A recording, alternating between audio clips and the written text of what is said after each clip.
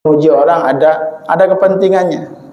Maka ini yang diancam oleh Nabi SAW dalam sebuah hadisnya. Idza ra'aitumul maddahin fahtau fi wujuhihim at-turab. Apabila kalian melihat orang yang suka memuji, maka lemparkanlah tanah ke mukanya langsung. Lemparkanlah tanah ke mukanya langsung. إن تنصروا الله ينصركم ويثبت أقدامكم. السلام عليكم ورحمة الله وبركاته.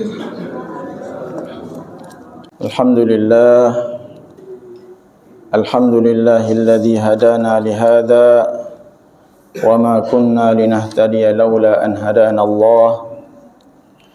أشهد أن لا إله إلا الله وحده لا شريك له وأشهد أن سيدنا ونبينا محمدا عبد الله ورسوله الذي لا نبي ولا رسول بعده. اللهم فصل وسلم على سيدنا ونبينا محمد وعلى آله وصحبه أجمعين. Yang dimuliakan Allah Subhanahu wa taala. Alhamdulillah, kita bersyukur kepada Allah Subhanahu wa taala di subuh hari yang cukup segar ini. Allah Subhanahu wa taala membangunkan kita kembali. Bangunnya kita di subuh hari ini tentunya menjadi kesempatan untuk kita. Kesempatan untuk bisa kembali meminta ampun atas dosa-dosa kita.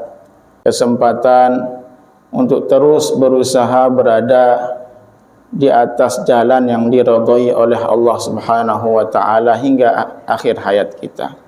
Duduknya kita di majelis ini, kita berharap kepada Allah Subhanahu wa taala menjadi kemudahan bagi kita kelak pada hari kiamat. Karena dalam sebuah hadis Rasulullah sallallahu alaihi wasallam sampaikan, man salaka tariqan yaltamisu fihi ilman sahhalallahu lahu tariqan ilal jannah. Barang siapa yang memudahkan langkahnya, barang siapa yang menempuh jalan dalam rangka mencari ilmu, menuntut ilmu, menimba ilmu, sahhalallahu lahu tariqan ilal jannah, maka Allah akan mudahkan langkah kakinya masuk ke dalam syurganya Allah Subhanahu wa taala. Ya. Kemudian selanjutnya kami mengajak kepada kita semua, mari di kesempatan yang mulia ini kita ucapkan terlebih dahulu, lafazkan terlebih dahulu salawat kepada Nabi sallallahu alaihi wasallam dengan ucapan dengan lafaz Allahumma salli ala Sayyidina Muhammad. Salawat ini hadirin rahimakumullah tidak cukup hanya diucapkan, dilafazkan saat kita sedang melaksanakan solat. Tidak cukup juga di saat kita berada di majelis salawatan. Tapi bagaimana salawat ini bisa kita lazimkan, senantiasa kita lazimkan dalam kehidupan kita sehari-hari. Bila perlu ada waktu khusus yang kita sisihkan setiap harinya khusus untuk bersalawat kepada baginda Nabi sallallahu alaihi wasallam. Rasulullah pada hari kiamat kelak adalah di antara yang diberikan wewenang oleh Allah Subhanahu wa taala untuk memberikan syafaatnya kepada siapapun yang beliau kehendaki. Maka kita berharap kelak pada hari kiamat di saat baginda Nabi sallallahu alaihi wasallam membagi-bagikan syafaatnya, kita termasuk di antara yang mendapatkan syafaat dari beliau. Kita subuh hari ini adalah lanjutan dari materi sebelumnya, yaitu tentang tafsir surat Al-Fatihah. Surat Al-Fatihah sebagaimana yang pernah kita sampaikan sebelumnya adalah salah satu rukunnya, termasuk daripada rukun rukun-rukun solat, termasuk salah satu daripada rukun solat. Sehingga tidak sah hukumnya solat seseorang kalau dia tidak membaca surat Al-Fatihah. La salata liman lam yaqra bi Fatihatil kitab. Tidak ada solat atau tidak sah solat seseorang yang tidak membaca surat Al-Fatihah. Maka oleh karena surat Al-Fatihah itu menjadi salah satu rukun daripada rukun-rukun salat, para ulama, khususnya ulama fikih, itu memberikan beberapa syarat terkait sah atau tidaknya bacaan surat Al-Fatihah seseorang itu di dalam salat.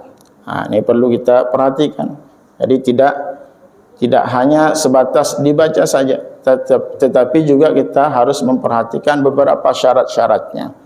Di antara syarat-syaratnya adalah yang pertama, at-tartibu. At-tartibu yaitu tartib. Jadi surat Al-Fatihah harus dibaca tartib. Yang walaupun surat Al-Fatihah itu dibaca tapi tidak dibaca tertib, maka bacaan surat Al-Fatihahnya itu tidak sah. Dia baca dari ayat yang ke-7 umpamanya. Siratal ladzina an'amta 'alaihim ghairil maghdubi 'alaihim waladdallin. Ihdinas siratal mustaqim. Iyyaka na'budu wa iyyaka nasta'in. Tidak dibaca dengan tertib. Yang walaupun dia baca surat Al-Fatihah, tetapi karena dia tidak membacanya dengan tertib, maka bacaan surat Al-Fatihahnya yang semacam itu tidak sah. Kalau sudah surat Al-Fatihahnya itu tidak sah, maka secara otomatis salatnya secara keseluruhan pun juga tidak sah, karena ada salah satu rukun yang tidak sah di situ. Ada salah satu rukun yang kurang di situ, sehingga salatnya secara keseluruhan menjadi tidak sah. Kemudian yang kedua, syarat yang kedua al-mualat. Bacaan surat Al-Fatihah kita itu harus mualat, harus berturut-turut. Tidak boleh dikasih jeda di situ, kecuali hanya untuk bernapas.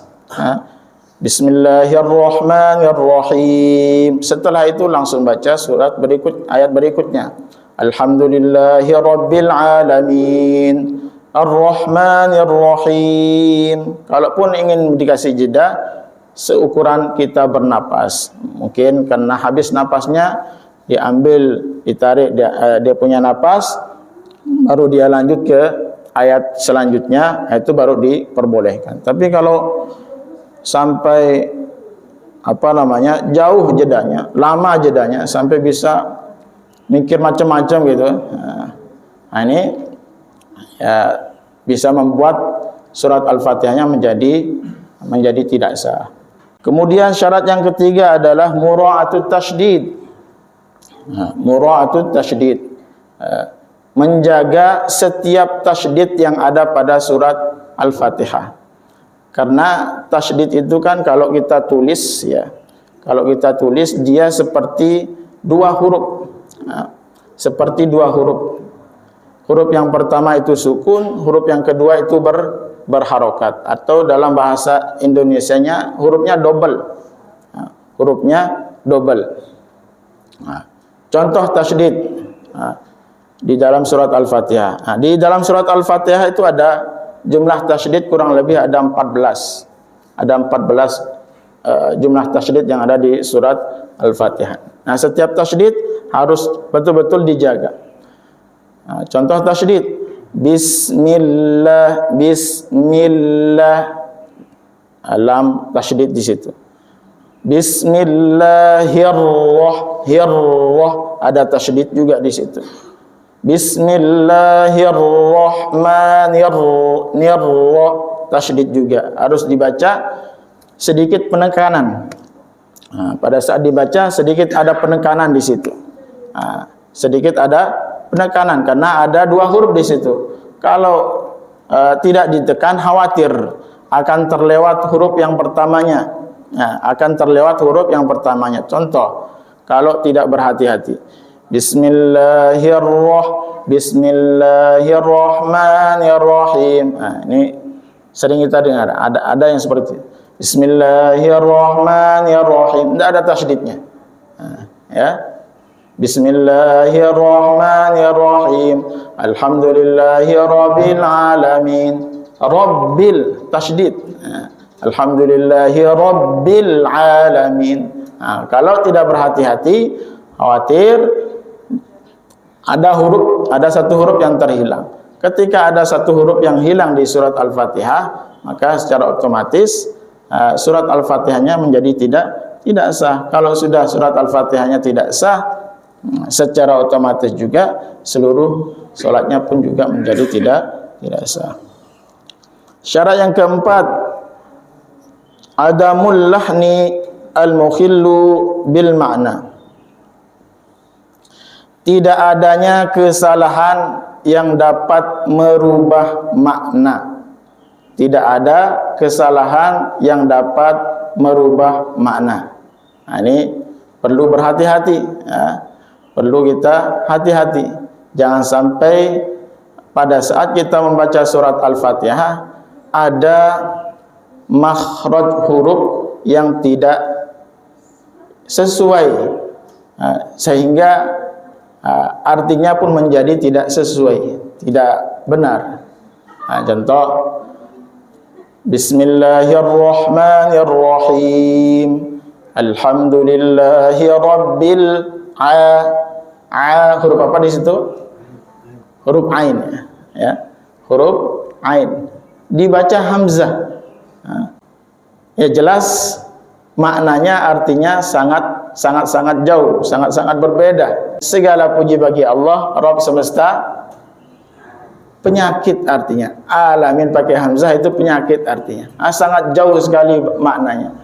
Itu syarat yang keempat. Adamul lahni al-mukhillu bil ma'na. Tidak adanya kesalahan yang dapat merubah makna. Jadi pada saat kita membaca surat Al-Fatihah, pastikan makharijul hurufnya, sifatul hurufnya, agar setiap ayat yang kita baca di dalam surat Al-Fatihah, di dalam salat kita itu tidak sampai terubah maknanya. Yang kelima, ayyusmi'a nafsahu qira'atahu. Hendaknya dirinya itu memperdengarkan bacaan surat Al-Fatihahnya. Ini yang sering terjadi, Pak. Kadang-kadang kita nggak sadar ya, kita ini sudah baca surat Al-Fatihah apa belum? Tidak tahu sudah apa yang dipikirkan setelah itu. Mungkin dia bisa membaca surat Al-Fatihah 2-3 ayat, setelah itu pikirannya entah kemana, sampai sesuatu yang tadinya sebelum sholat dia lupa, dia ingat di dalam sholatnya baru dia ingat, sampai dia bisa cerita sendiri, curhat sendiri di dalam sholatnya. Hanya harus berhati-hati. Ayyusmi'a nafsahu qira'atahu. Dia memperdengarkan bacaan surat Al-Fatihahnya ke dirinya. Jadi pada saat kita baca surat Al-Fatihah, bacaan surat Al-Fatihah itu kita sadar, kita tahu kita membaca surat Al-Fatihah ayat demi ayatnya. Bismillahirrahmanirrahim. Kalau kita dalam keadaan menjadi makmum, ya cukup dengan lebih ke yang keluar itu lebih ke napas ya. Kalau pada saat kita menjadi makmum, Allahu Akbar, kita menjadi makmum, Bismillahirrahmanirrahim, Alhamdulillahirabbil alamin. Cukup didengar oleh telinga kita. Cukup itu didengarkan bacaan surat Al-Fatihah kita, itu didengarkan oleh kita sendiri. Kemudian surat Al-Fatihah itu terdiri dari 7 ayat. Surat Al-Fatihah terdiri dari 7 ayat. Ulama menyebutnya dengan sab'ul mathani, 7 ayat yang diulang-ulang, 7 ayat yang sering diulang-ulang. Ayat pertama daripada surat Al-Fatihah, Bismillahirrahmanirrahim. Ini ayat pertama. Ayat pertama dari surat Al-Fatihah adalah Bismillahirrahmanirrahim. Nah, kalau ayat yang pertama itu adalah Bismillahirrahmanirrahim, maka ayat yang ketujuhnya apa Pak? Ayat yang ketujuh, Siratal ladzina an'amta 'alaihim ghairil maghdubi 'alaihim waladdallin. Ini ayat yang ketujuh. Ada juga yang berpendapat bahwa bismillah itu tidak termasuk daripada surat Al-Fatihah, melainkan dia menjadi pembuka bagi surat-surat yang ada di dalam Quran. Ayat yang kedua, Alhamdulillahi Rabbil Alamin. Alhamdulillahi Rabbil Alamin. Alhamdulillah artinya pujian itu hanya milik Allah. Ay annahu ta'ala malikul li jami'il hamdi. Annahu ta'ala malikun li jami'il hamdi minal khalqi. Maksudnya adalah bahwasanya Allah Subhanahu wa ta'ala malikun li jami'il hamdi minal khalqi, menjadi pemilik bagi semua pujian yang diucapkan, yang dilafazkan, yang disanjungkan oleh semua makhluknya. Au mustahaqqun li ayyuhmadu, atau dialah Allah yang berhak untuk dipuji, selainnya tidak berhak. Dialah Allah yang berhak untuk dipuji, adapun selainnya tidak berhak. Nah, pertanyaannya sekarang, bagaimana hukumnya kita memuji orang lain? Bagaimana hukumnya kita memuji sesama? Apakah boleh ataukah tidak boleh? Nah, di sini ulama menjelaskan. Pujian kalau diucapkan kepada seseorang tidak di hadapannya, maka mayoritas ulama berpendapat bahwasanya hukumnya jaiz, boleh dilakukan. Jadi kita muji orang tapi orangnya tidak ada di tempat. Ini mayoritas ulama berpendapat hukumnya boleh.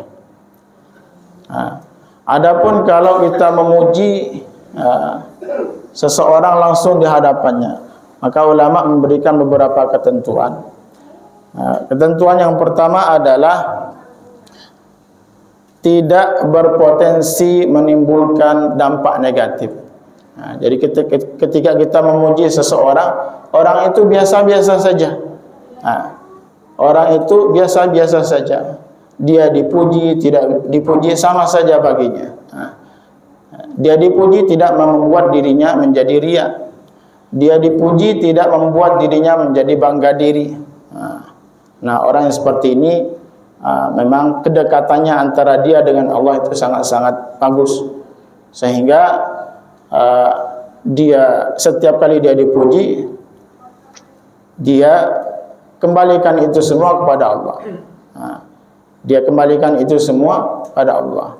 Dia mengatakan setiap kali dia dipuji, adapun semua puji-pujian ini, kenapa saya dipuji? Karena semua itu adalah pemberian daripada Allah. Dia kembalikan semuanya kepada Allah, sehingga tidak sempat hatinya ingin berbangga diri, tidak sempat dirinya ingin menyombongkan diri, sudah keburu diserahkan kepada Allah Subhanahu wa taala. Nah, orang yang semacam ini ketika ingin dipuji, para ulama mengatakan hukumnya diperbolehkan. Kemudian yang kedua, ketentuan yang kedua, pujian harus bersifat faktual, tidak dilebih-lebihkan, apalagi sampai berbohong. Ketika kita ingin memuji seseorang, kelebihannya cuma satu, ya sudah disebutkan saja satu itu. Tidak boleh disebutkan 1 sampai 10. Padahal kelebihannya cuma satu. Ya, kelebihannya cuma satu. Apalagi orang yang memuji itu punya kepentingan, Dia memuji orang ada kepentingannya. Maka ini yang diancam oleh Nabi SAW dalam sebuah hadisnya. Apa kata Nabi? idza ra'aitumul maddahin fahtau fi wujuhihim at-turab. Ketika kalian, apabila kalian melihat orang yang suka memuji, maka lemparkanlah tanah ke mukanya langsung. Ya. Kemudian yang ketiga, pujian kepada orang yang suka menyombongkan diri. Ini tidak boleh. Belum sempat dia dipuji sudah sombong, apalagi apalagi dipuji. Siapa dulu saya gitu. Belum dipuji sudah bilang begitu. Dipuji ya tambah lagi. Nah, memuji orang yang seperti itu, punya sifat semacam itu, tidak dibenarkan. Sebaiknya jangan dilakukan. Dan yang keempat, ini yang berlaku. Ini umum berlaku di kita, yaitu pujian kepada orang dengan tujuan memotivasi. Ya, kita puji seseorang dengan tujuan agar dia termotivasi dalam hal ibadah. Kamu luar biasa tahajudnya, semalam itu sampai 1 juz, ya, 1 juz tahajudnya. Besok-besok ditingkatkan lagi. Nah, dipuji seperti itu membuat dia termotivasi sehingga besoknya dia tahajud lagi. Juga dalam rangka menaikkan kepercayaan diri seseorang. Nah, umumnya ini dilakukan ketika kita ingin mendidik, ya. Entah itu di lembaga lembaga pendidikan kah, ataukah di dalam rumah kita ketika kita ingin mendidik anak kita. Nah, anak kita supaya kepercayaan dirinya itu naik, tidak apa-apa dipuji. Tidak apa-apa dipuji. Kamu luar biasa, nak. Hari ini kamu luar biasa, belajarnya luar biasa. Kamu sudah bagus menurut Abi, kamu sudah bagus. Besok-besok ditingkatkan lagi. Nah, kita puji semacam itu, dia menjadi termotivasi, menjadi semangat lagi, sehingga dia berazam untuk bisa lebih giat lagi dan kedepannya bisa berprestasi. Kemudian Rabbil Alamin. Rabbil Alamin artinya Rabb semesta alam. Maksudnya adalah Maliku jami'il khalqi minal insi. Dialah Allah, zat pemilik sekalian makhluk. Minal insi wal jinni wal malaikati wad dawabi wa ghairihim. Apakah itu manusianya, jinnya, malaikatnya, binatang melatanya, dan yang selainnya dari mereka berupa alam jagat raya ini adalah kepunyaan Allah Subhanahu wa ta'ala. Maka oleh karena alam jagat raya ini beserta isi-isinya adalah milik Allah, maka Allah lah yang mengatur semuanya. Bahkan ya, hal yang sepele mungkin kita anggap seperti daun yang jatuh, daun yang jatuh dari pohon, kemudian jatuh dia ke atas tanah, dari jatuh pertama sampai dengan terakhir nanti jatuh di atas tanah, apakah dia telungkup ataukah terlentang pun juga sudah diatur oleh Allah Subhanahu wa ta'ala. Wa ma tasqutu min waraqatin illa ya'lamuha. Wa ma tasqutu min waraqatin illa ya'lamuha. Tidak ada dedaunan yang jatuh dari pohon kecuali sudah diketahui dan diatur oleh Allah Subhanahu wa ta'ala. Wala habbatin fi dhulumatil ardi wala yabisin wala ratbin wala yabisin illa fi kitabim mubin. Dan tidak ada pula biji-bijian yang ada di kegelapan bumi, ya. Wala ratbin wala yabisin, dan tidak ada barang yang basah, pohon yang basah atau benda yang basah, dan tidak ada pula yang kering, kecuali semua itu sudah diatur oleh Allah Subhanahu wa taala di dalam kitab yang nyata. Bahkan hadirin rahimakumullah, matahari dan bulan yang umurnya entah sudah berapa juta tahun umurnya, itu tidak pernah kita dengar dia minta saling tukar posisi dengan bulan. Tidak pernah juga kita dengar dia salah jalur antara bulan dengan matahari, salah jalur. Semua berada di jalur masing-masing sesuai dengan ketetapan dan aturan yang Allah buat atas mereka.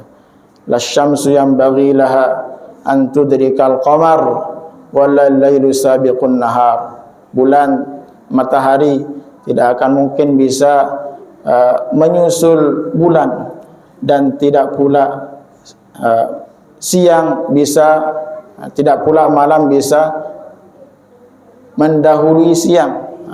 Wa kullun fi falaki yasbahun. Semuanya itu beredar di atas edaran yang sudah ditetapkan oleh Allah Subhanahu wa taala. Apalagi dengan kehidupan kita pun juga diatur oleh Allah Subhanahu wa taala.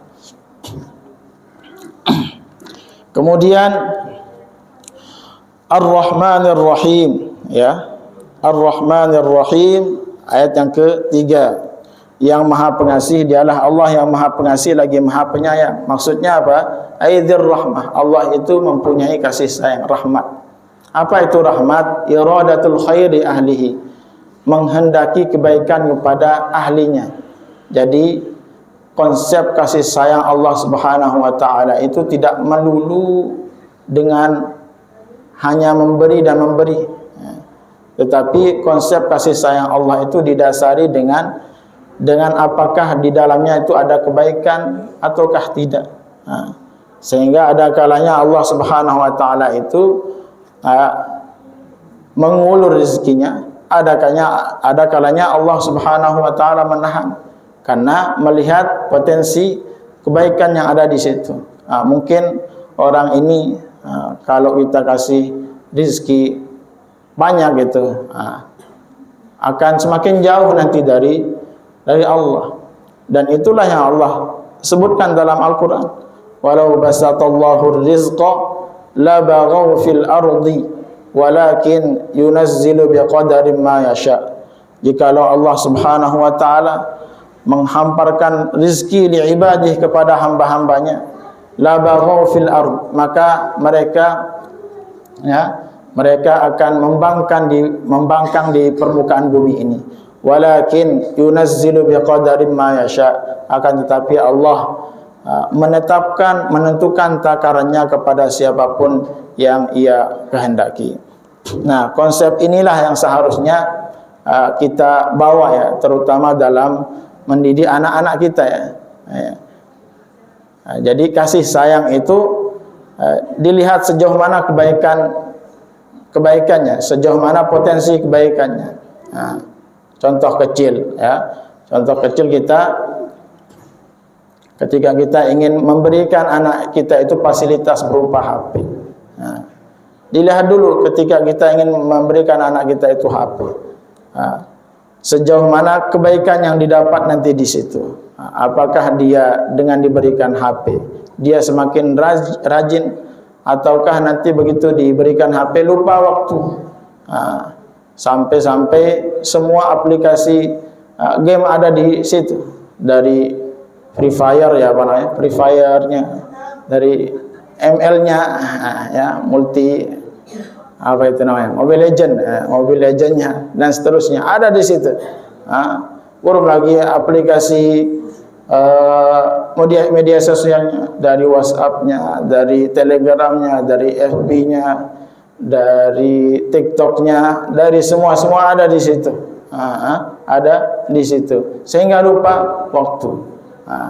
Nah, kalaupun sudah kedong kita berikan HP, maka kebijakan yang kedua harus kita ambil agar tetap ada kebaikannya. Batasi, harus dibatasi. Ada orang tua yang memberikan HP anaknya itu dengan dijadwal Sabtu Ahad, ada tiap hari tapi cuma 1 jam dan seterusnya. Itu semua agar ada kebaikan-kebaikan di situ, ya. Ada kebaikan-kebaikan yang didapat di situ.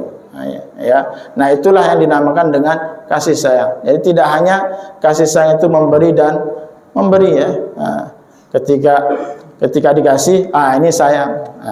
Ketika nggak dikasih, nggak sayang. Bukan seperti itu konsepnya. Tapi kasih sayang itu adalah memberi dan tidak memberi dilihat sejauh mana mufasadahnya dan sejauh mana kebaikannya, mana lebih banyak mana kebaikannya atau keburukannya. Allah taala alam. Sampai di sini mungkin insyaallah akan kita lanjutkan nanti di pertemuan berikutnya. Demikian yang dapat kami sampaikan subuh hari ini, semoga bermanfaat. Apa yang salah itu berasal dari saya pribadi, dan yang benar datang daripada Allah Subhanahu wa taala. Al-haqqu min rabbik fala takunanna minal mumtarin. Aqulu qali hadza wa astaghfirullah li wa lakum. Assalamu alaikum warahmatullahi wabarakatuh.